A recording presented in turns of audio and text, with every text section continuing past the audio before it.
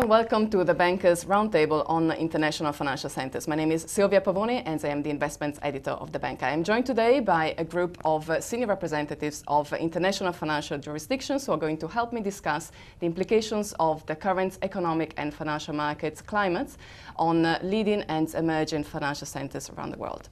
Before we start discussions, I would like to ask my guests to introduce themselves, starting from my right. Hello, I'm Chris Cummings, Chief Executive of the City UK. Hello, my name is Sally Capp. I'm the Agent General for Victoria, representing the Government of Victoria, Australia.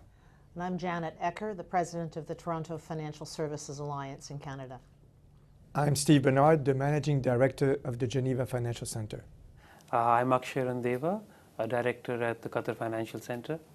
So the financial crisis called for a strong regulatory response, which resulted in copious volumes of new rules ranging from banks' capital requirements to over-the-counter derivatives to trading rules. The US produced the Dodd-Frank Act. Europe is developing Basel III and is now discussing the possibility of introducing a financial transaction tax. What are the effects of these new rules on the leading financial centers of the world, which for the moment and for the foreseeable future remain London and New York? And perhaps, Chris, we should start with you. Thank you. Well, from a UK perspective, one of the challenges that we have here is that our reputation as a sector was damaged through the financial crisis. We know that the public looks to politicians to bring about a more stable regulatory system, and so politicians have put pressure on regulators to respond with more vigorous regulatory responses. From the industry's perspective, we sometimes get portrayed as the unwilling bride dragged to the altar of regulatory reform, and I think that's partly a misreading of how the industry is engaged with the desire to see new regulation. Because what we realise is if we are going to get the home crowd back on side, if we're going to win back the confidence of the public here in the UK, then the public expects to see the financial services industry in discussion with the regulators in order to bring about better regulation. Better in the sense of more stable, but also better in the sense of a regulatory regime that encourages growth, that encourages investment, that can provide the jobs that Europe certainly needs. And so from a UK perspective, a better engagement with regulators from the industry is absolutely fundamental.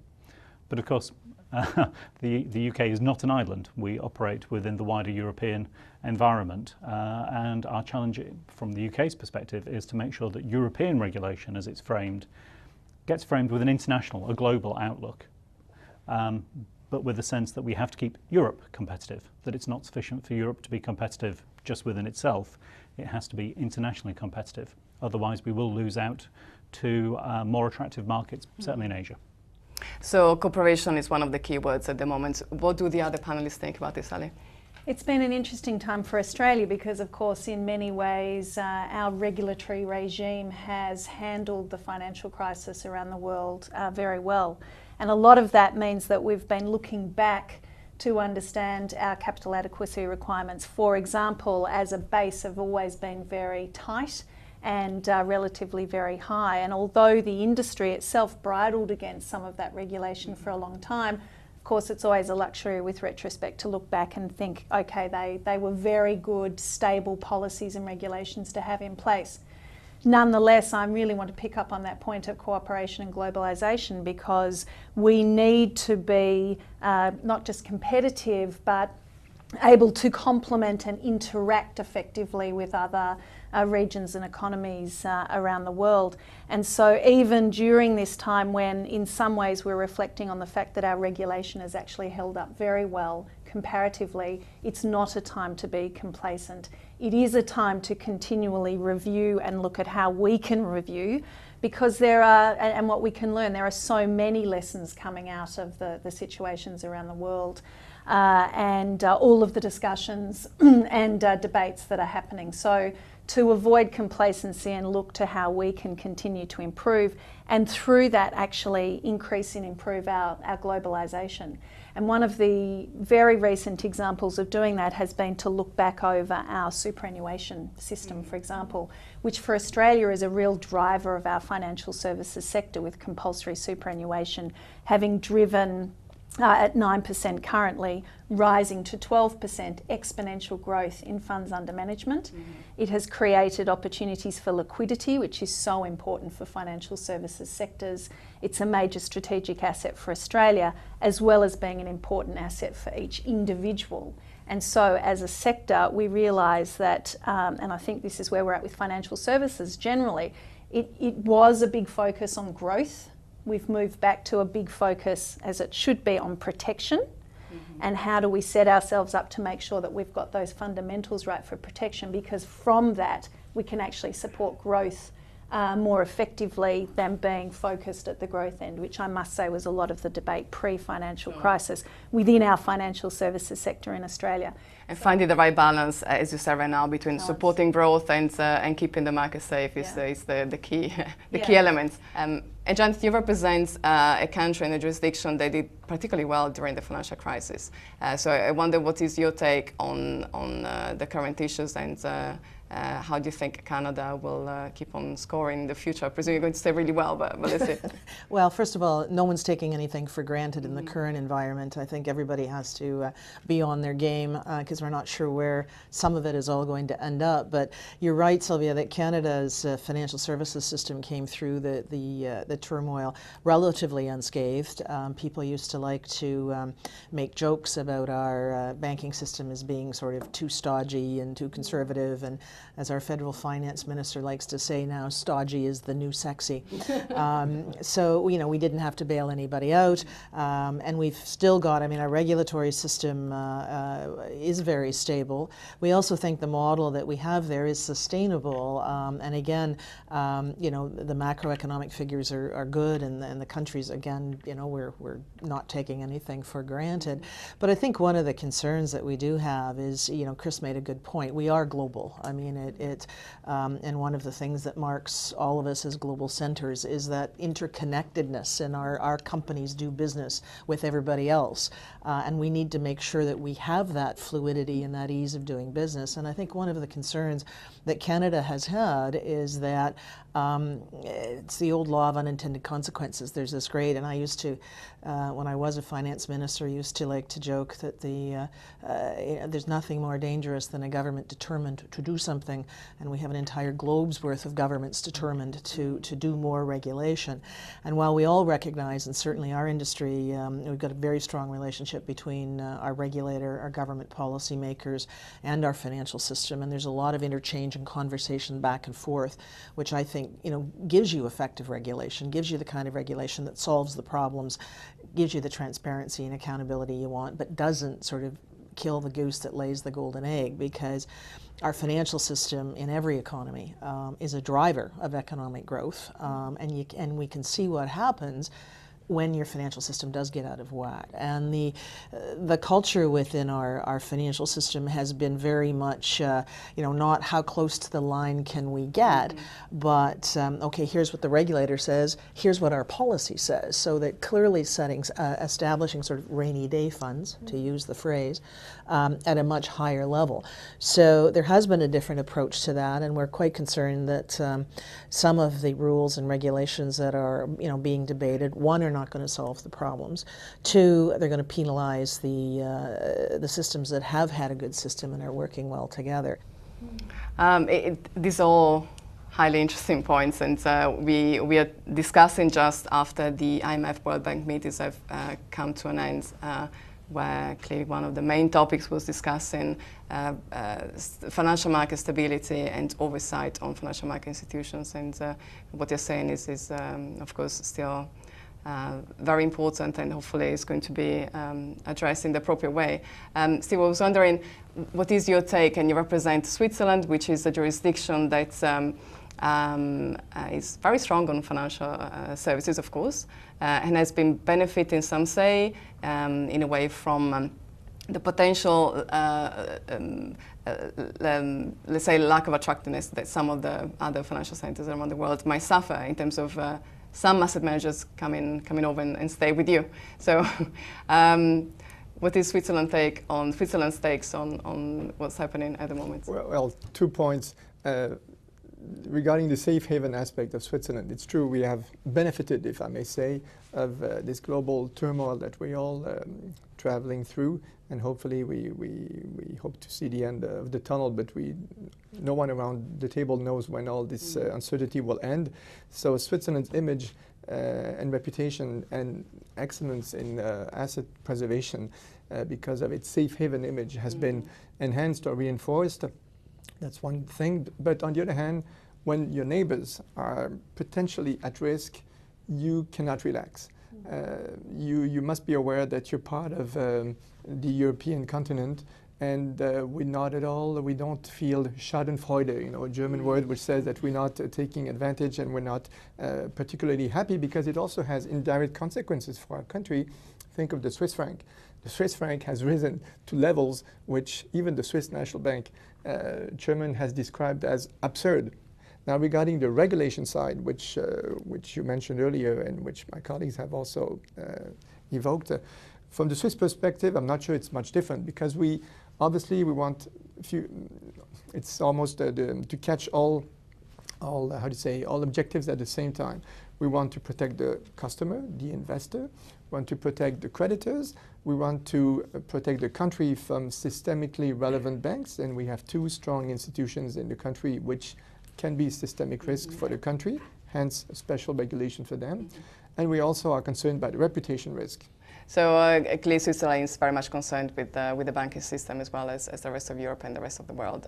Hosting two very big banks, Credit Suisse and UBS, who represent a high multiple of the country's GDP. So high multiple, but which has been reduced lately because the United Kingdom, Netherlands, Belgium, Switzerland had also those kind of multiples, and the balance sheets of those banks have been significantly reduced. So there's an effort by the banks, and there is also an effort by the government, the Swiss National Bank, also to work on special buffers, on liquidity requirements, on what we call the Swiss finish that goes beyond Basel III, with the so-called convertible contingents and equity. So we're talking about 19% equity, so which is in the high range, but because we have higher requirements, we want those banks to be sure and to be protected. The Swiss taxpayer must be protected in case those banks run into difficulties, which we do not envisage at all right now,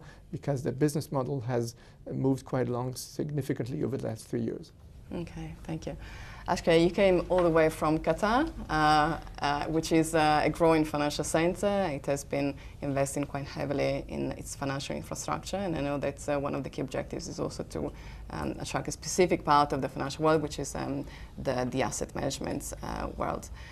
What is your take on what is happening around the world in terms of stronger regulation and what financial centers ought to do to try to contain systemic risk? Well, I guess you've got to start from considering that the backdrop in Qatar is a little different. You're talking about a country that in 2011 is growing at 20% after a 16% growth rate in 2010, in a region that's growing at about 4.5–5% if you look at the MENA region, in a world that's growing at about 1.5% and that definitely has an impact. So when you're talking about the regulators, as a developing country which is still building the financial services infrastructure and is thinking about how we should look at various aspects of the financial services sector. And though the uncertainty and the volatility in the world currently is definitely not helping almost anybody in the world, but we are having a lot of very interesting conversations around the world. And the fact that you are living in a very interconnected world, it's almost a common stream in all of our conversations so far, that has a certain impact, and we are realizing the importance of being responsive and being structured in a way that you can work well with the rest of the world, and in this period of volatility, have a very coordinated response, because there's nothing that can impact industry more than the lack of a coordinated response. And the uncertainty that automatically creates in regulation. And that's a certain thing which, even looking a little bit from the outside, if you may, is of a concern. Sure, and I see everybody's nodding here on the importance of strong cooperation. Are we seeing this? Well, you need cooperation, as I said earlier, between your regulator, your policymakers, and your industry, because financial services is highly complex, and no matter how good a regulator or a government is, they're never going to be as in tune with what's happening on the street, as it were. Equally, the industry is never going to understand as completely what the macro, comprehensive, systemic challenges are that regulators and policymakers are trying to deal with. So what you need is that very strong interchange. And what we're very concerned about is that in some areas has been, in some countries, and that is, there's more friction there, and there's an attempt to want to be punitive as opposed to what's really the problem, how do we really solve it. And these countries are the ones that have got their fingers burned most. And you can understand the impetus for wanting to do that, but actually it's quite right. The interconnectedness means one of two things. You're either going to get some countries that are going to do tougher or different kinds of rules and regulations that are going to drive business underground, or they're going to drive companies to other jurisdictions. So we're going to get regulatory arbitrage. Or secondly, we're going to have global rules that are going to damage those systems that, through their business culture, through their regulation, through their business models, like Canada, for example, didn't have some of those issues, and are believe that if we continue to stick to our knitting, won't have as we go down the road. I was going to reflect on, we had a moment of clarity, a global consensus in 2007 and 8, where actually the G20, the world came together to agree a global way forward. I think the challenge that we face since then has been an increasing desire to repatriate regulation. And certainly we see that happening in North America. I think we're guilty of it here in Europe. And certainly looking around at other parts of the world as well. Individual initiatives threaten that global consensus. The downside of that, of course, for business is that business isn't quite sure will the global consensus re-emerge, and the great danger is that indeed we do head back towards a degree of arbitrage which isn't in anybody's interests, certainly not in business interests. How serious do you think the risk of arbitrage is? I think a lot depends on what happens over the next few months. We always look towards the US in terms of what's happening with Dodd-Frank to see how that's going to be implemented. I think the discussions we're having here in Europe around financial transaction tax, we're mapping Basel against the CRD, but of course it's not just CRD, it's solvency. So how will Solvency II play out with CRD4? Which is affects the insurance sector? It does, but actually, of course, businesses are no longer rigid into silos. I'm a bank, I'm an insurance company, I'm an asset manager. What we find is that a business is affected by all of these. And yet, one of the challenges from a business perspective is to help our regulators understand, our politicians understand, that the world doesn't conform to neat little pigeonholes. I'm sure it used to do at one point. And so what we have to do, of course, is provide what some politicians like to call the real economy, with a viewpoint. So having Lufthansa explain why hedging is essential to keeping its aeroplanes in the sky is far more important than a market participant in the language explaining that point of view. So we find business, SMEs and the public are much better advocates of financial services than financial services can be at the moment. We need to help them be those advocates. Well, and I think that one of the things that I remember when I was meeting with some of your colleagues many months ago, when City UK was sort of setting itself up as City UK, and part of the mandate that I was very impressed with was where it also talked about communicating about, then I'm not going to articulate it correctly, but the value of financial services to the broader economy. And we've had the province of Ontario, where Toronto is located, we're just in the middle of a provincial election campaign, very hotly contested. And what was really interesting, certainly in my lifetime, I'd never seen this before, we had what we call an all-candidates debate, so representatives of all the parties were there, and they were all talking about supporting financial services as an industry, as a job generator, that they recognized, you know, the high quality of the jobs, you know, that, and that, I think, watching all three parties not sort of go after each other to compete on it, but to say, yes, we all understand that this is a sector we need to support and nurture, not to let them get away with things. I mean, that's not what anybody's saying. But you have to pay attention to the growth, the sustainable kind of growth. So there is, I think, an obligation upon the industry's point, on the industry side, to pay attention to the public as well, because that's how you work with government to get good regulation.